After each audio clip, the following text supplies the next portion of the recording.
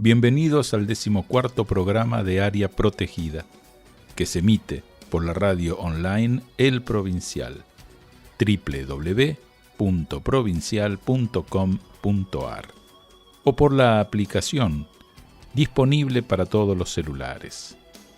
Para comunicarse con nosotros, correo electrónico areaprotegida2022@gmail.com, por WhatsApp al más 549 221 614 6590.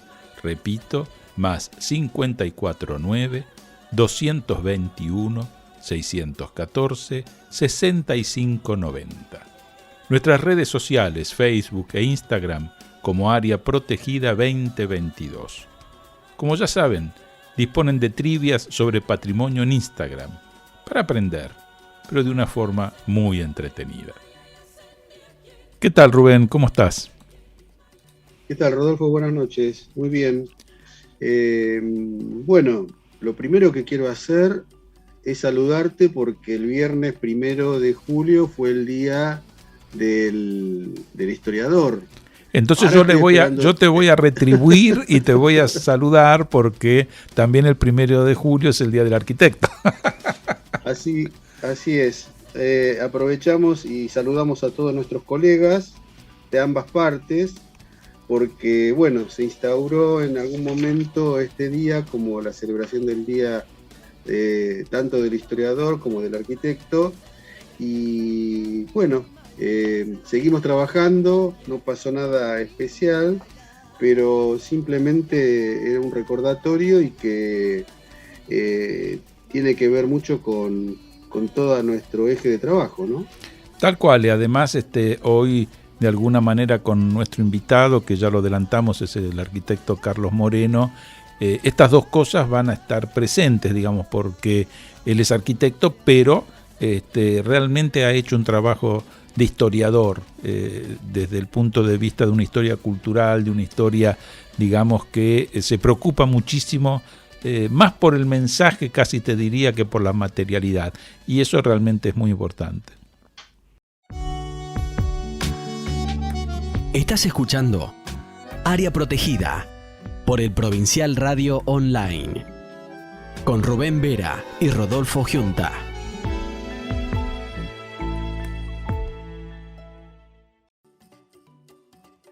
En este segundo bloque de Área Protegida tenemos el gusto de presentar a Carlos Moreno.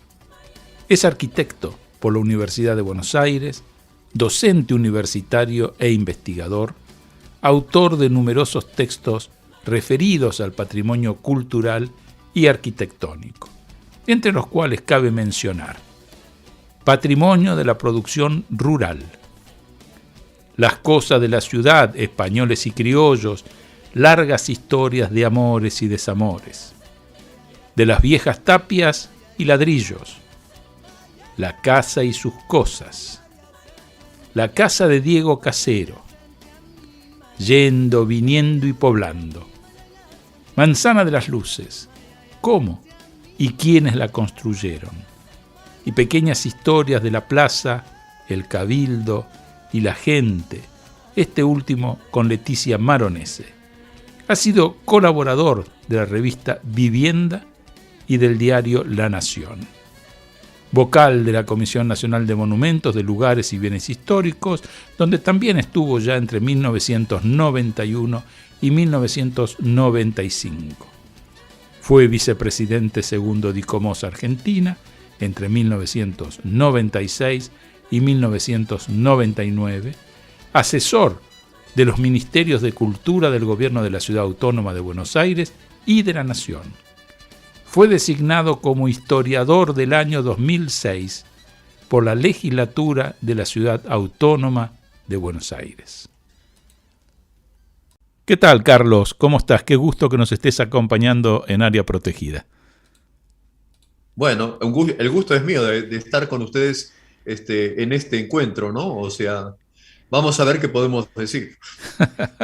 Seguramente cosas muy interesantes porque tenés una muy vasta experiencia en estos temas que tanto nos interesa con Rubén difundir en Área Protegida, que tiene que ver con el patrimonio, con la historia y con los museos. Y quizás este sea el punto de partida, es decir, vos que has escrito tanto al respecto, ¿cuál es tu concepción respecto del patrimonio? Creo que esto sería un primer punto para empezar a charlar. Sí, mira, es un tema que lo aprendí trabajando con patrimonio, Uh-huh. porque al principio yo me aproximé al patrimonio desde lo técnico, Claro. y pasaron los años y nos dimos cuenta de que lo técnico, lo material, no es nada más que un soporte de un mensaje cultural, Uh-huh. y que muchas veces lo que se rescata es lo técnico sin el mensaje, Entiendo. y pierde todo su sentido como memoria y como razón de ser. Estamos tratando de trabajar sobre esto porque, por ejemplo, en los monumentos nacionales, muchas veces ni siquiera se conocen las razones de ser. Uh-huh. Y el patrimonio, para mí, no es un fin en sí mismo, sino que es una herramienta de construcción de identidad y de autoestima. Uh-huh. Que quedarse en el patrimonio, como muchas veces los técnicos nos quedamos como el patrimonio una cosa en sí misma, no es así, es una herramienta. Es igual que la educación no es una cosa en sí misma, Claro. es una herramienta. Y el fin último del patrimonio es la calidad de vida de la gente, una calidad espiritual, una calidad cultural que haga que tenga autoestima, que tenga identidad y que de alguna forma pueda comprender cuáles son esas raíces que sustentan este árbol del presente que debe crecer. Uh-huh. Y en épocas muy vulnerables como son las actuales, donde hay mucha tormenta, y la tormenta de definitiva termina sacando la identidad y generando una identidad universal que hace que vos ya no seas ni argentino, sino que seas un consumidor estándar. Uh-huh. Para Sí. consumir, por ejemplo, camisas de Hong Kong no hace falta tener identidad de argentina. Claro, claro. Tal cual, Carlos, ¿cómo estás? Todo esto que vos decís lo asocio siempre a todo lo que nos enseñaron maestros de tu generación. Nosotros hemos sido alumnos de ustedes y todos, de alguna forma u otra, estos conceptos los compartimos, por supuesto, pero además, yo me acuerdo también algunas cosas que comentaba Marina Weissman, que hablaba sobre la presencia viva del patrimonio, ¿no? La idea Sí. de que forme parte activa en la vida cotidiana todo ese patrimonio y no necesariamente tiene que ser el monumental, también puede ser la vivienda simple, todo eso que nosotros acostumbramos a llamar como arquitectura de acompañamiento y que da identidad a una ciudad, a un escenario urbano, y que todo eso conforma lo que nosotros estamos hablando y qué es lo que entendemos de patrimonio, los técnicos, como decís vos, pero también la comunidad, que es lo más importante. Sí. El patrimonio tiene un sentido social. Y te voy a decir, hay un tema de valoración, ¿no? Para mí no es más importante un palacio que una casa chorizo. Uh-huh. Los dos, si los sé decodificar, me están hablando de la memoria de nuestra comunidad, de nuestra región, y en algún sentido de lo universal. El problema es que es más fácil decodificar un palacio que tiene todo el mensaje en sí mismo, de su calidad, de su jerarquía, de su estética, que una casa chorizo. Pero una casa chorizo, si la sé leer, está la historia de la humanidad y de las formas de vivienda que se remontan a las primeras viviendas. La valorización no es lo material. Es como si tengo un libro, en muchos casos que por ahí las tapas no son buenas, pero el problema está ni siquiera en la materialidad de las páginas, sino lo que dice. Uh-huh. Y a veces puedo tener un libro con las tapas de cuero, con las letras repujadas en oro, y adentro no hay nada, no hay nada que sea significativo. Cuidado con lo que es mensaje, que es el objetivo de la cosa, por lo menos creemos que es el objetivo, ¿no? Sí, por supuesto. Y una de las enseñanzas tuyas, siempre cuando hablamos del patrimonio rural, por ejemplo, vos haces mucho hincapié en el patrimonio del trabajo, ¿no? Es que es trabajo, Porque es trabajo, pareciera lo que, rural es trabajo, es transformar la naturaleza en recurso. Y, por ejemplo, diste con un muy buen ejemplo, porque en lo rural nosotros creemos que lo rural son los cottage ingleses o los manoirs franceses, que una generación de arquitectos y de propietarios reprodujo en toda lo que es la pampa húmeda, ¿eh? Con valores que no eran los valores nuestros, sino los valores que ellos veían como referente de lo que es ser civilizado. Sin embargo, para que una estancia, una base productiva económica fundamental para nosotros, funcione, no le hace falta tener el palacio, le hace falta tener galpones, y le hace falta tener aguadas y alambrados, y montes para refugio. ¿Cuál es el verdadero sentido del palacio? El palacio lo puedo traer, y esos mismos palacios que no tenían como nación, los puedo hacer en la India, los podía hacer en África o los podía hacer en América. Es el mismo palacio. A lo sumo le cambiaré alguna galería. Claro. Y eso no es lo nuestro. Lo mismo se hizo con los parques. Los parques diseñados, parques fabulosos, en realidad se pueden hacer en cualquier lado, el mismo parque y el mismo diseño. No eran los parques nuestros que después evolucionaron, y en alguna forma algunos paisajistas, en vez de hacer el cierre total del parque con respecto a la pampa, empezaron a hacer una cosa que fue muy simple y que a veces no se nota, que son las abras, que son como si fueran ventanas para que la pampa interactuara con el paisaje cultural europeo que tenían adentro encerrado. Empezaron a hacer un diálogo. Eso no es muy simple, pero recién se hizo en el siglo XX y avanzando el siglo XX. Pero lo que nosotros valoramos, algunos valoran, es todo un periodo donde se construyeron los palacios, se armaron los parques, y todo en una especie de isla que no dialogaba con la pampa. Claro. Hay un tema en eso que es bastante interesante, que es la forma o la voluntad de forma que hubo cuando se hacía un parque, que era tratar de hacer una representación idealizada de lo que es el jardín del Edén. Ahí estaban todas las especies que en realidad estaban marcando un contrapunto con la sociedad de lo que era capaz de tener. Por ejemplo, nosotros en la estancia San Martín hicimos el relevamiento de especies, y de las 80 especies solamente hay 4 que sean nacionales. Sí. El resto son importadas.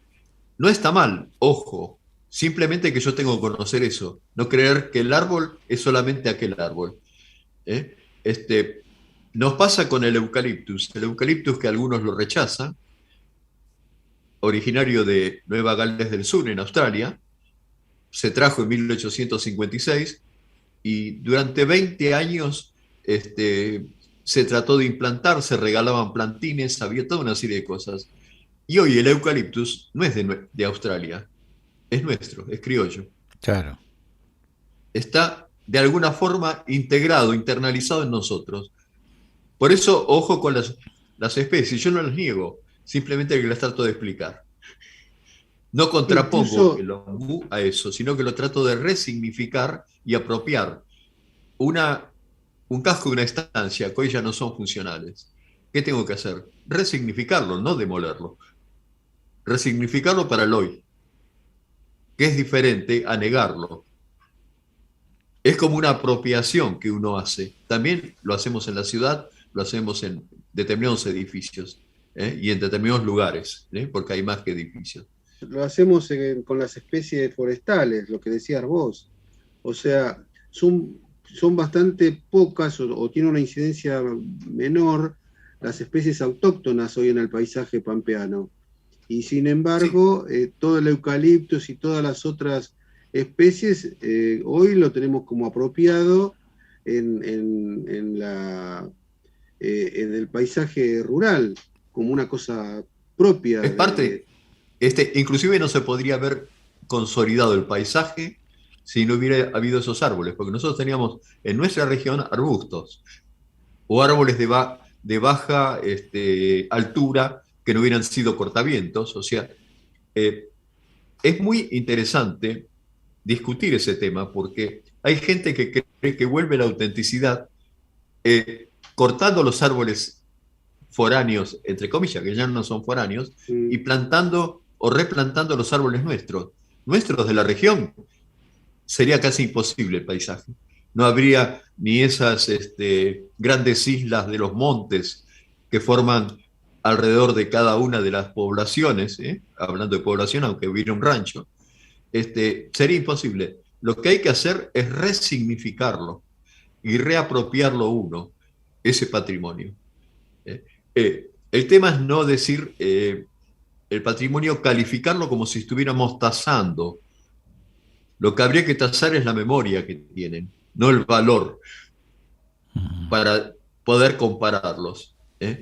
Yo creo que hay un error, y en los monumentos nacionales también existe eso, de que el Palacio, el gran edificio del 80, vale más que otros, porque es más perfecto, tiene una mejor arquitectura. No es la mejor arquitectura lo que yo tengo como memoria, si no lo estoy uniendo esa mejor arquitectura a un contexto histórico que le dio razón de ser. Y justamente esa relación entre contexto histórico y resultado físico, y que nosotros lo reinterpretamos como patrimonio, es lo que vale. Pero el Cabildo tuvo sus valores integrados y los tuvo también la Casa de Gobierno, la Casa Rosada o el Palacio Legislativo. Pero cada uno es coherente con la circunstancia que lo generó. Y nunca podemos hablar de edificios sin circunstancia. Una circunstancia que es física y es histórica. Separar esas cosas es como lo que se hace con muchas piezas del museo. Se las saca de su contexto, se las mete en una vitrina. Ya no es lo mismo, es otra cosa.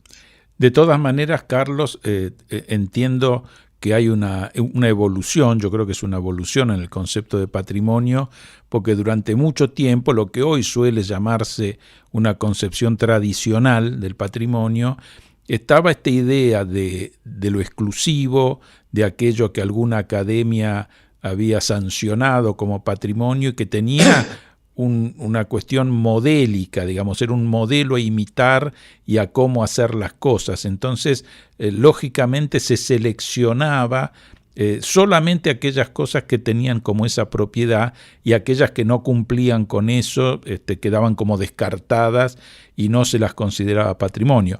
Me parece que esto que vos estás planteando es un avance muy grande, porque lo que se está privilegiando justamente es la memoria, que está implicado, porque de hecho mucha más gente vivía en conventillos o en casas chorizos que en palacios, y entonces la memoria del país pasa mucho más por ahí que por esa decena o centena de palacios que pueden seguir estando hoy entre nosotros. Pero no es negar el palacio, no, en es absoluto. ubicarlo en su proporción. Claro. No hablo de negación, pero hablo de que no es lo único. A esto voy, es decir, que ese es el tema que me parece que cambió mucho, porque durante algún tiempo parecía que ese era lo único que merecía ser patrimonio, y hoy nos damos cuenta que no es así. Mirá, nos pasó un caso en el Museo de Luján, ¿no? En la época de Udaondo, que hizo crecer la superficie, una cantidad de cosas, y desarrolló mucho el museo en función de un proyecto que él tenía. Había una casa que quedó en una compra de terrenos que hicieron. Era lo que le llamamos la casa de la Pepa Galarza. Uh-huh. Es una casa que resultó ser, cuando hicimos el estudio, un estudio de análisis de ladrillos, de carpinterías, de techo, más o menos 1780. Es una casa que todavía tiene cerchas de par y nudillo. Las tejas eran la teja, no muslera porque no se hacían con el muslo, sino que se hacían con un galápago, que es un molde de madera. Bueno, todo correspondía a una expresión de la cultura de ese momento. Sin embargo, no estaba valorada, porque lo que se valoraba era el neocolonial. Inclusive se maquillaron los edificios coloniales de neocolonial, que no tiene nada que ver, es un tema ideológico. Claro. Esas franjas amarillas es como cambiarles el mensaje, porque esas franjas amarillas se usaron en Sevilla y también las vemos en Europreto, pero nunca en nuestra región. Porque ese es el contraste o una síntesis de lo que por ahí en Sevilla eran los bordes del encuadramiento de una ventana o la esquina de unas paredes, de las paredes, el encuentro de paredes, que se hacían en piedra, que era una piedra amarilla. No del amarillo intenso del ocre, pero sí una arenisca que tenía ese tipo de cosas. Y nosotros traemos, porque no aceptábamos como historia la historia sencilla de nuestras casas, que eran simples porque la sociedad era simple. Y queríamos tener Lima, o queríamos tener México, o Sevilla, porque no aceptábamos lo sencillo como un valor. De todas maneras, digo, Carlos, me parece que el otro grave problema que se tuvo en el momento en que se quiso recuperar lo colonial y que dio pie al neocolonial es que no había dónde fijarse cómo había sido nuestro colonial, porque ya no quedaba casi nada.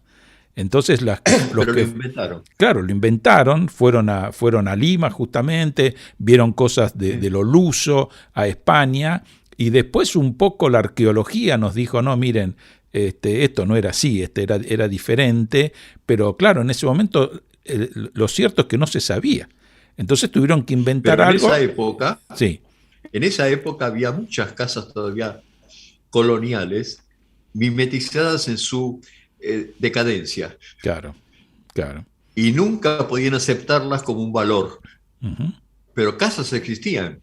Yo te digo, las casas se han ido demoliendo a lo largo del siglo XX, uh-huh. Pero si vemos lo que era una ciudad o un inventario de lo que es una ciudad en el litoral, por ejemplo, vas a encontrar montones.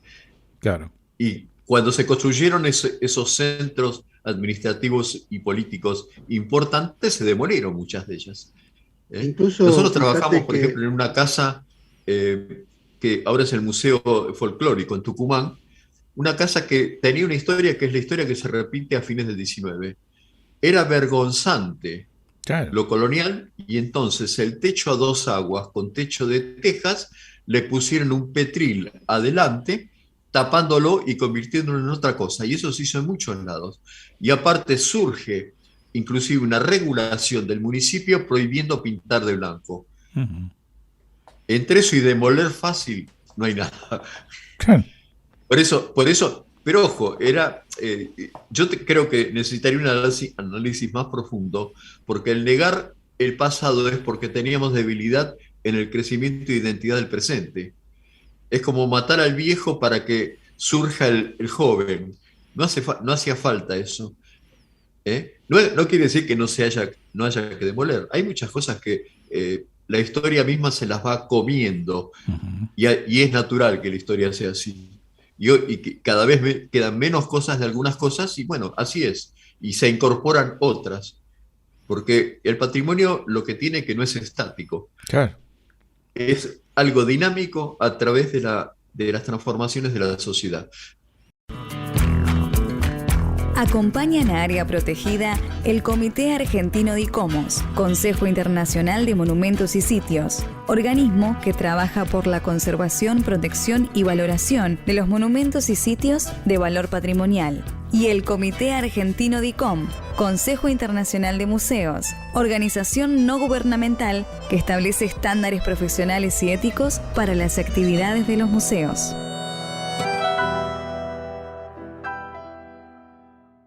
En este tercer bloque seguimos con el arquitecto Carlos Moreno. Yo quería decir, Carlos, que refiriéndonos a la arquitectura colonial del siglo XVIII, sobre la permanencia de esos casos, que son contadísimos, Hay algunos ejemplos en la ciudad de Carmen de Patagones, que en la época de Alberto de Paula los hizo declarar monumento histórico, como la Carlota o la Casa del Real, que son típicas casas coloniales, ¿no? Y ahí se ve la estratificación histórica, ¿no? Se ve el aporte del siglo XVIII, el aporte del siglo XIX, todo ese proceso Sí, de sí. evolución. Y bueno, en la ciudad de Carmen de Patagones está muy bien presentado todo eso. Es una ciudad que vale la pena conocer.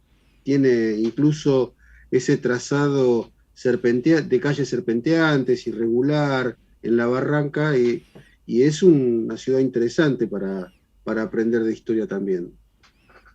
Yo me quería detener un poquito en parte de tu producción bibliográfica, que es tan extensa, tan gratificante, y que se caracteriza especialmente porque toda la ilustración es tuya, o sea, todo tu Ah, trabajo de sí. investigación lo expresás en dibujos que ya son muy reconocibles.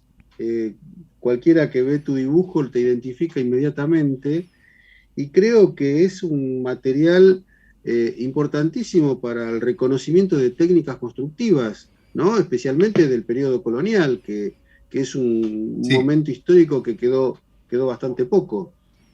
Vos sabés, Rubén, por qué empezamos a hacer los dibujos. Porque todo lo que en general encontrábamos eran grabados y una serie de cosas que para la gente son como el bronce, Mm. ya tienen un mensaje en sí mismo en la forma Mm. y no son algo que nosotros tratamos de buscar, que la comunicación del patrimonio sea amable,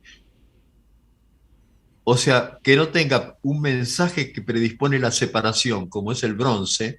Bronce decimos en un sentido genérico, Sí, sí, ¿eh? El metafórico. bronce, lo erudito, hablando con palabras que no se entienden.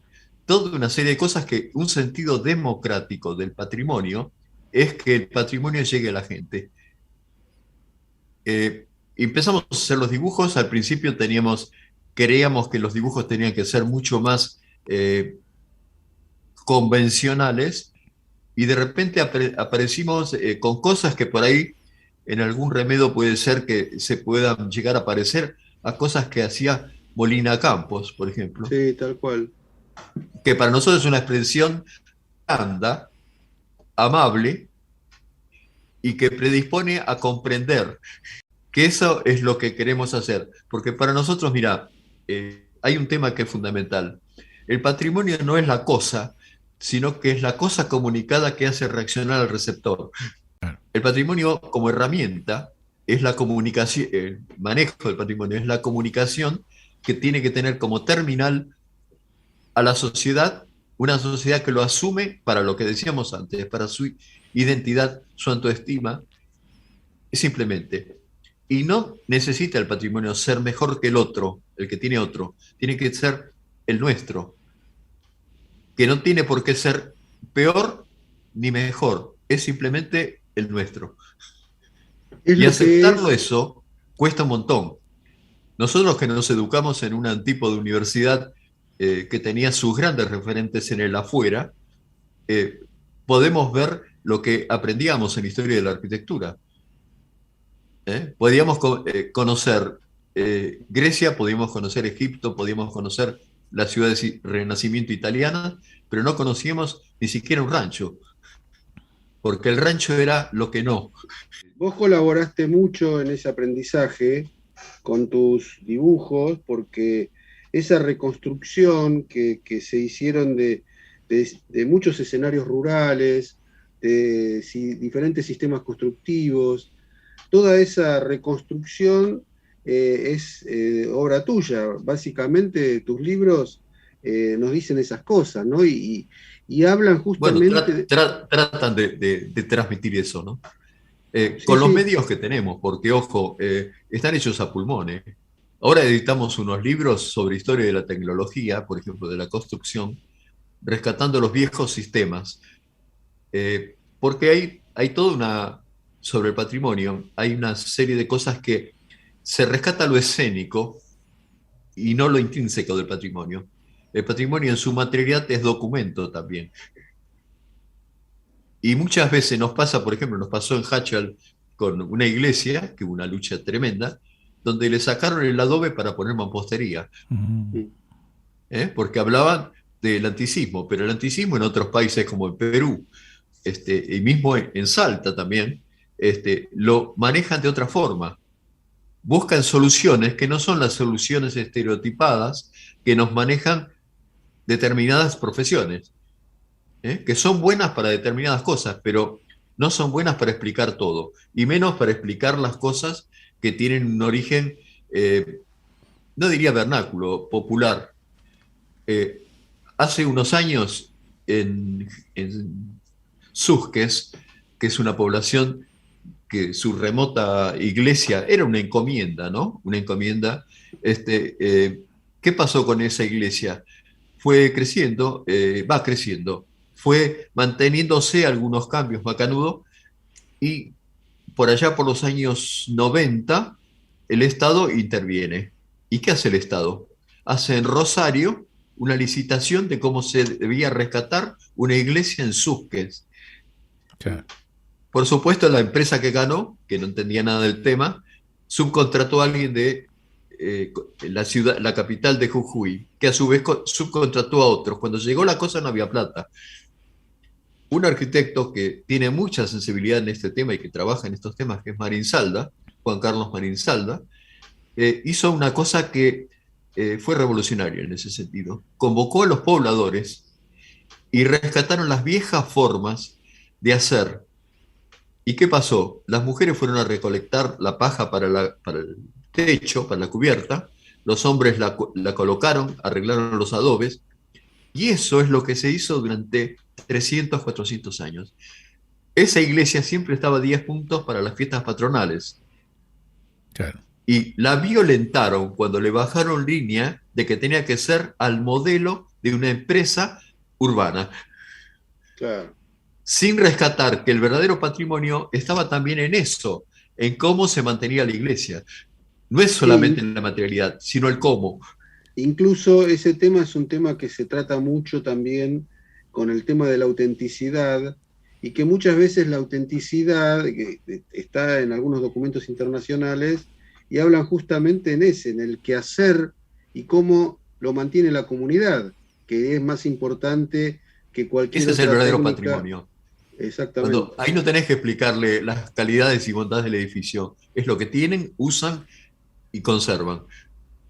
Si pudiéramos hacer para el resto de las cosas que la gente piensa que son de otros o que están lejanas, podríamos hacer el verdadero sentido del patrimonio como identidad. Claro. Y no como cosa a consumir. Yo hace unos años, me acuerdo en el Cabildo, había un grupo de gente del interior y comentaban entre ellos lo siguiente: hice la catedral, hice la Plaza de Mayo, hice el Cabildo, como si fueran consumo de lo que se consume en cualquier lugar de consumo del turismo. Y no habían tenido el mensaje que tenían cada una de esas cosas, la catedral, la Plaza de Mayo y el Cabildo, que era el verdadero sentido de ese patrimonio. No tiene la culpa la gente. Lo que hay es un defecto en la comunicación y en la reflexión sobre lo que es patrimonio. El patrimonio del Cabildo no es el edificio solamente, es lo que significa la institución Cabildo y lo que significó en la memoria nuestra.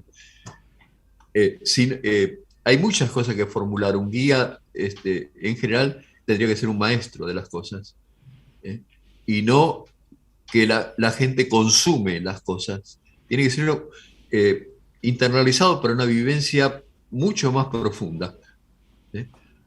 Si hiciéramos análisis de qué entiende la gente cuando sale de un museo, nos llevaríamos un chasco, o que salen de un monumento, porque no han hecho y consumido algo como cumplí.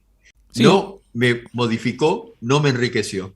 Vos fijate, Carlos, que en el ejemplo que vos das de los museos, uno de los grandes eventos que para mí es atractivo porque va mucha gente, pero es peligroso en función del patrimonio justamente, que es la noche de los museos, se vivencia casi como una peregrinación, en este caso laica, donde lo importante es sacarse una selfie y poder decirle al resto de gente, estuve en el Museo Larreta, en el Sarmiento, en el de... Es lo mismo que el ICE Viruta. en la Plaza de Mayo. Exacto, por eso digo, es decir, es como efectuar un inventario de los lugares por los cuales pasé, porque esa es la marca que hay que cumplir, más allá de ni siquiera enterarme de cuál es el patrimonio que hay dentro, porque con la cantidad de gente que hay, muy poco es lo que se puede realmente apreciar, ¿no?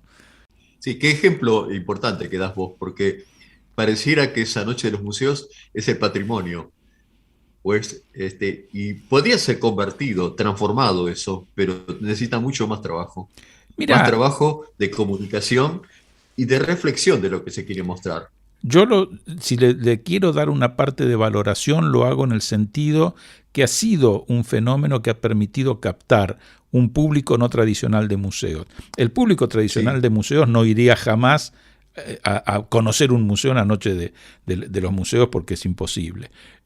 Pero es cierto que a través de actividades que no tienen mucho que ver con el museo, porque pueden ser coros, pueden ser situaciones tipo teatrales, bueno, es decir, algún tipo de función artística, se convoca gente que de pronto va al museo, que nunca había ido, y puede llegar a generar un interés y darle a conocer un ámbito desconocido y que le atraiga después ir a visitarlo nuevamente. Desde ese lugar podría ser ponderable, pero evidentemente digamos que después tiene que haber un gran trabajo para capitalizar eso, porque si no es una situación coyuntural que no aportaría demasiado, ¿no? No, si se deja ahí, es simplemente un entretenimiento. Tal cual. Si se profundiza, es hacer crecer y educar y, te diría, enriquecer a la sociedad. Tal cual. Hay una gran tentación en manejar las cosas, esas cosas de la memoria, como entretenimiento. Estás escuchando Área Protegida por el Provincial Radio, con Rubén Vera y Rodolfo Giunta. Seguimos con el arquitecto Carlos Moreno. Volviendo al tema de la Pepa Galarza, cuando se hizo el montaje, que lo hizo la gente del museo muy bien, se recuperaron piezas. En el Museo de Luján hay piezas de enorme valor patrimonial, ¿no? Uh-huh. Y referencial, algunas de súper lujo. ¿Qué piezas se eligieron para la Pepa de la Calza, la Pepa Galarza? Todas piezas que no eran de primer nivel. Esas las tenía el virrey. Claro. La Casa Común tenía una mezcolanza de estilos y de cosas usadas y rejete usadas, porque es lo común que tenía la gente, que tiene todavía la gente. Claro. Y cuando se mostraba, no había una sola vitrina. Había, por supuesto, una cierta protección con tanzas y una serie de cosas, pero el mensaje no se rompía, no ponía la cosa adentro de algo que es la barrera para entenderla. Y, por ejemplo, hubo cosas, lo mostrábamos con las intensidades de luz, pero no la luz eléctrica. Uh-huh.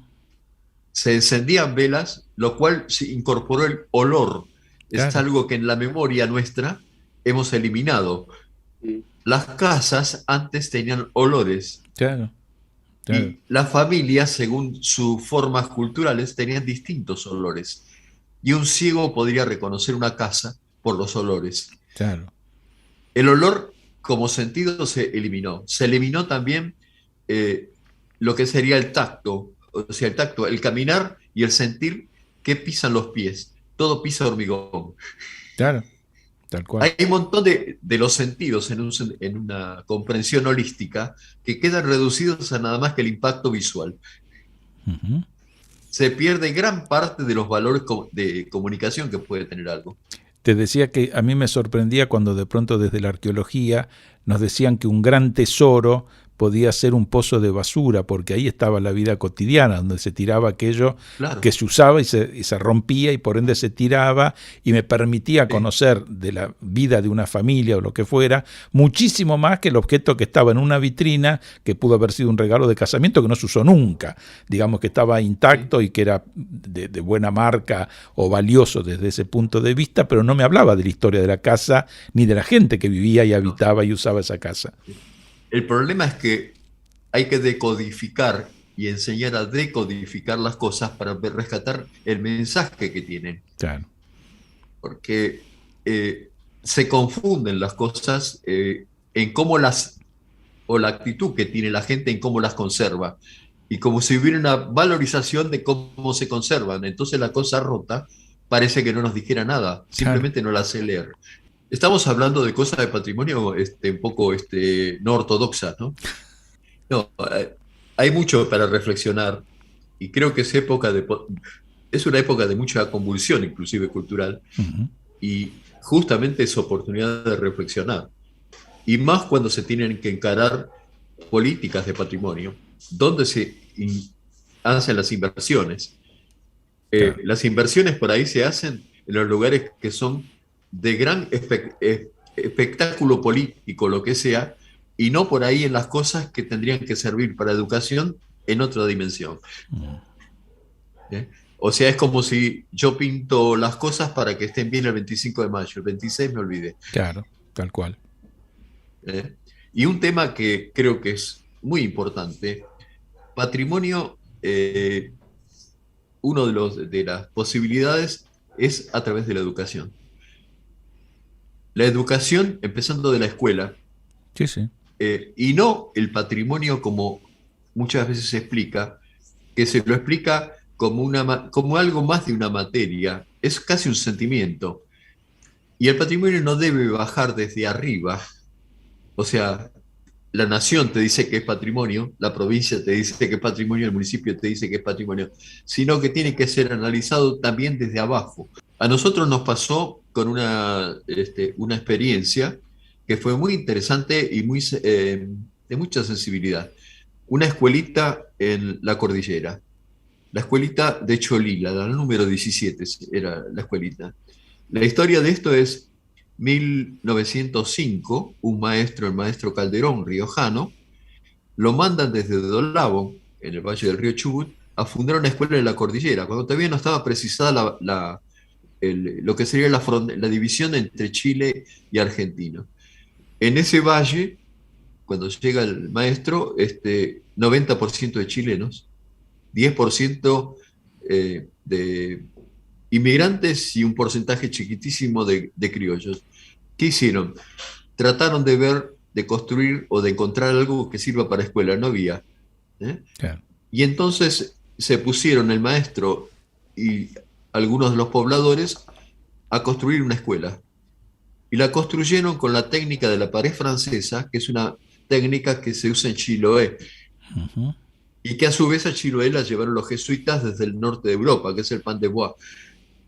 ¿Qué hicieron con esta escuelita? La escuelita, la pared francesa son pies derechos, muy del bosque, o sea, como si fueran columnas, una cercana a la otra, y después relleno de piedra, de barro, contenido por cañas. Y después se revoca todo y parece pared. Bueno, el 25 de mayo, después que siguió, lo donaron a la nación. Fíjense en eso. Y nosotros pensamos que en esa donación estaba la expresión del no Estado, que tiene gran parte de la memoria argentina. El grupo Pro Capilla, el Pro Alcantarilla, el que mejoró el camino, el que hizo una serie de cosas y construyó o ayudó a construir la sociedad antes de que bajara línea la escuela, bajara línea las cosas de lo que debían ser. Bueno, ese valor hizo que se declarara Monumento Histórico Nacional. Es una escuela rancho. Claro. Pero el valor que tiene intrínseco estaba representando a cientos de escuelas ranchos, cientos de capillas simples, cientos de otras cosas que son valores de la sociedad de abajo y que no es la bajada de línea desde arriba. Hubo un tema muy interesante cuando se cumplieron los 100 años, me acuerdo, me invitaron en el 2006, cuando yo le dije a la directora que se había declarado monumento histórico, no entendía nada y se puso a llorar. Sí. Está ya esas maestras rurales que si uno ve el alrededor, ve la valentía de estar allí, ¿no? ¿Y qué se hizo en el 2006? Se hizo una convocatoria a los exalumnos, hubo una gran fiesta, una fiesta patagónica, llena de corderos, y las madres habían preparado una torta que medía más de 1 metro cuadrado. Y la torta después se comió entre todos como si fuera una comunión, como se hace en la torta de casamiento, que uno las ve como empalagosas y simplemente es la participación del pan. Claro. Una cosa antiquísima, nosotros muy de raíz cristiana, pero que representaba otra cosa que estaba intrínseca en la cultura de esa gente.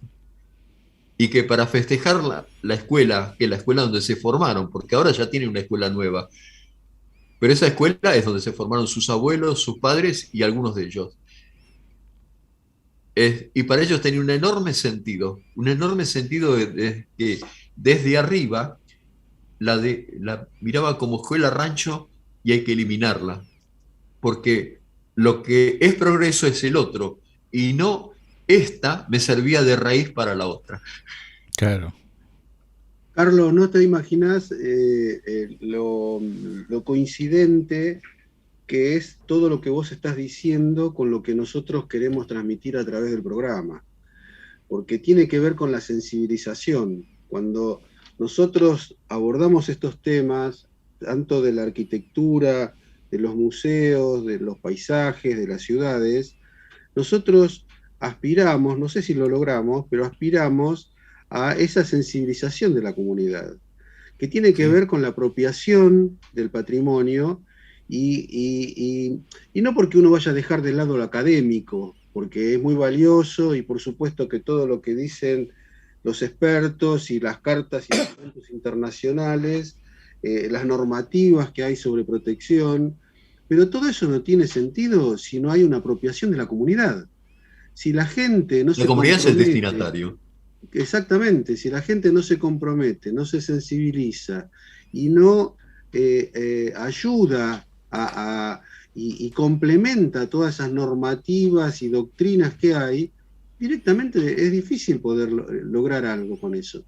Yo creo que nuestro programa tiene ese eje, ¿no? Que es un poco lo que vos venís describiendo en este encuentro que tenemos, y que lo compartimos, y que lo que nosotros tratamos de hacer no es ni más ni menos que las enseñanzas que nos impartieron ustedes, ¿no? Toda esta generación de maestros, de tuya, Carlos Moreno, Nicolini, de Paula, Ramón Gutiérrez, Marina Baiman, que fueron nuestros maestros, todos tienen en algún lado, en algún punto de coincidencia, la apropiación, la sensibilización, el sentido de pertenencia, y todo eso es una cosa que se construye, es una construcción social, y eso es lo que nosotros...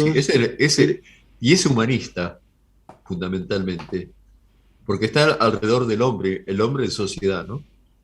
Claro. Yo creo que tendría que ser un objetivo, justamente un objetivo del manejo del patrimonio, esa comunicación y esa apropiación por el lado de la gente, cosa que, fíjate vos, la composición de los grupos que trabajan en patrimonio generalmente no tiene. Se quedan en el edificio, y harían falta mucho más.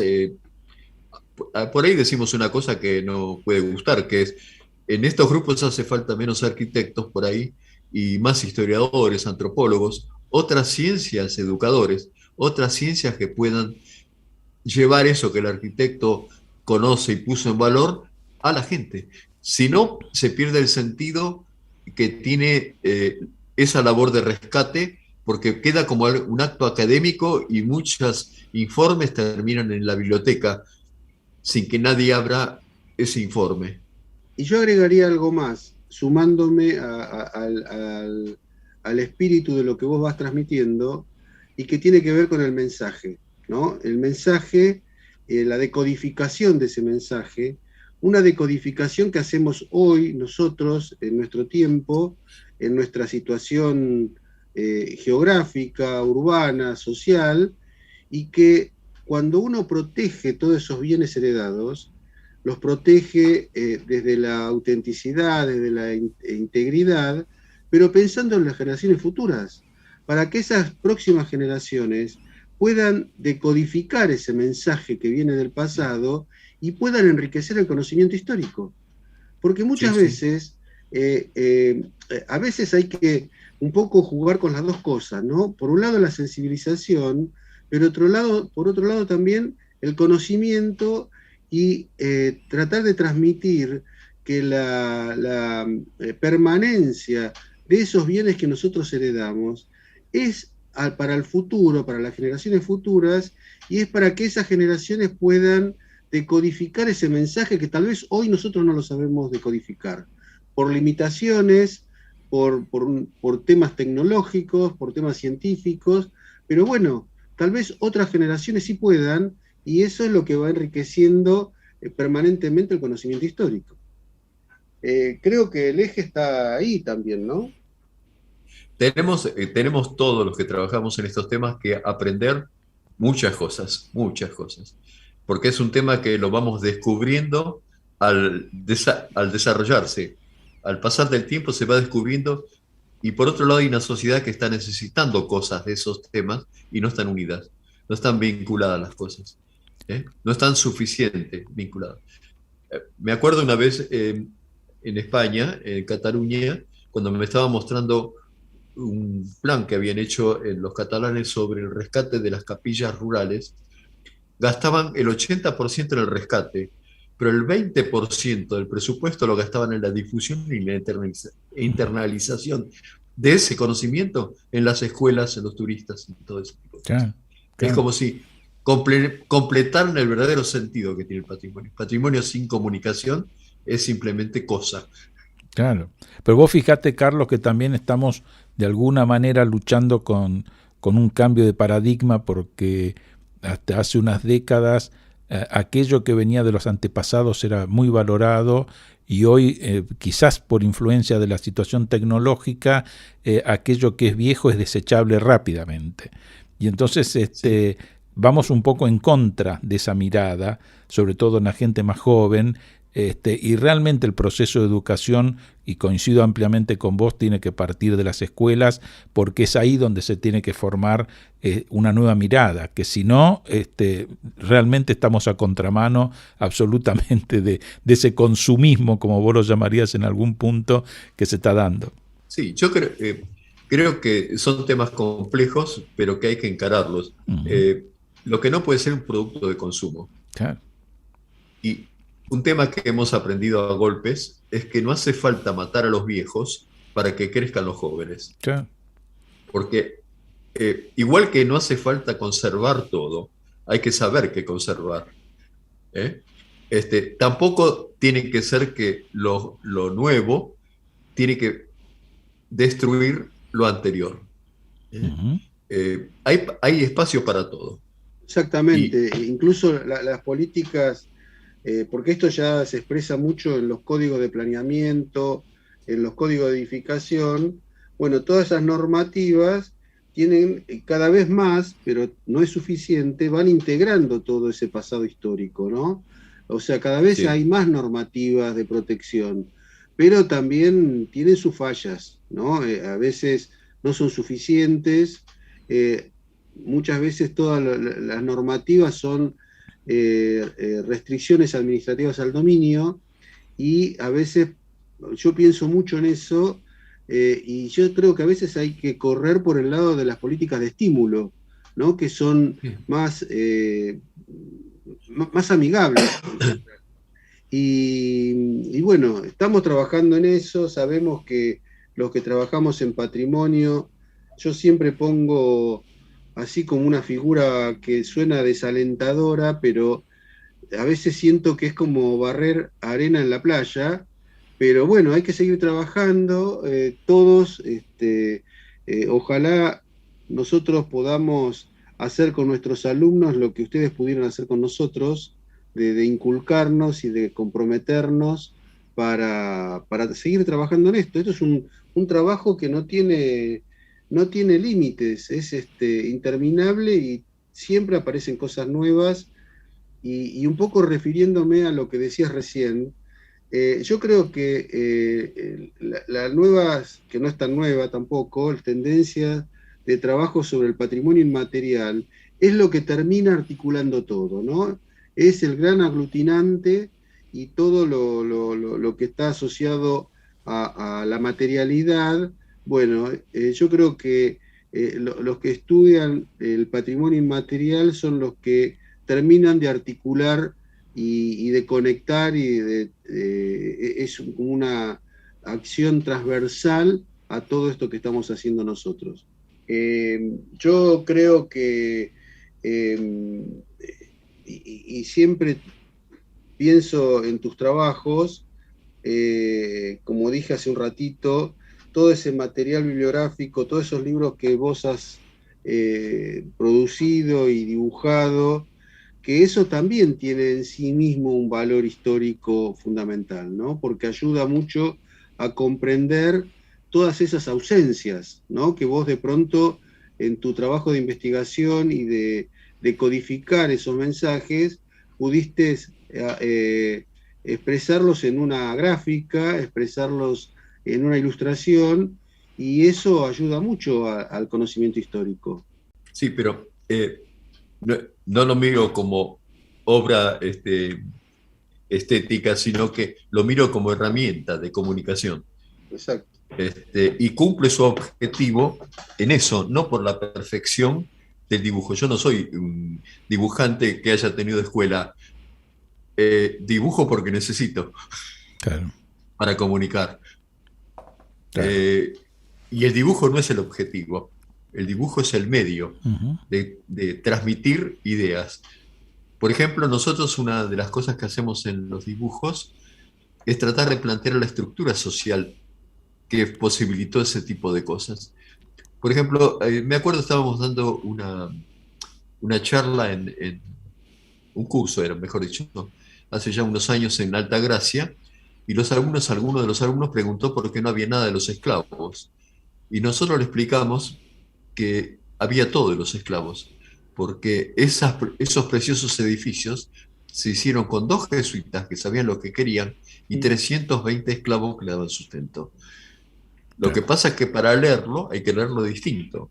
Ya no hay que leerlo desde el punto de vista del arquitecto y su calidad, sino de la sociedad produciendo, por un lado el arquitecto, por otro lado los operarios, los artesanos. Creo que la lectura hay que cambiarla, y eso tratamos de expresarlo en los dibujos. Ustedes van a ver que los dibujos en época colonial, la mayoría de los personajes que están construyendo son o esclavos o indios. Claro. Claro. Los blancos no estaban en eso. Y sin embargo, en fines del siglo XIX, vamos a ver que no son ni los esclavos, ni los blancos, ni los indios, que son lo que se denominaban los gringos, los inmigrantes. Claro, los inmigrantes. Bueno, Carlos, realmente con Rubén te queremos agradecer muchísimo, te hemos entretenido hasta más de la cuenta en esta charla, y por supuesto ya te estamos diciendo que no va a ser la única oportunidad en la que vamos a querer contar con vos y seguir así de internalizar y de difundir estos temas. Así que de nuestra parte realmente muchísimas gracias y un fuerte abrazo. Y agradecerte tu participación aquí en Área Protegida. Bueno, no, yo agradezco porque también, como decimos, es comunicación, permite acercar ideas y reflexiones a la gente. Y gracias por lo que ustedes están haciendo, Rodolfo y Rubén, que de alguna forma están usando un espacio que por ahí podría tener otra forma para mejorar esa calidad de la gente, esa calidad de vida de la gente, cuando es más sensible, cuando puede gozar de su historia porque le pertenece. Y le sirve para Carlos, te mando un abrazo, gracias por la participación, y como dice Rodolfo, te estaremos convocando bastante pronto. Te mando un abrazo. Bueno, gracias a ustedes. Agradecemos la presencia del arquitecto Carlos Moreno, y a ustedes por habernos acompañado. Y como ya prácticamente es una costumbre, nos estamos esperando aquí, el lunes próximo, para que podamos compartir un programa más de Área Protegida.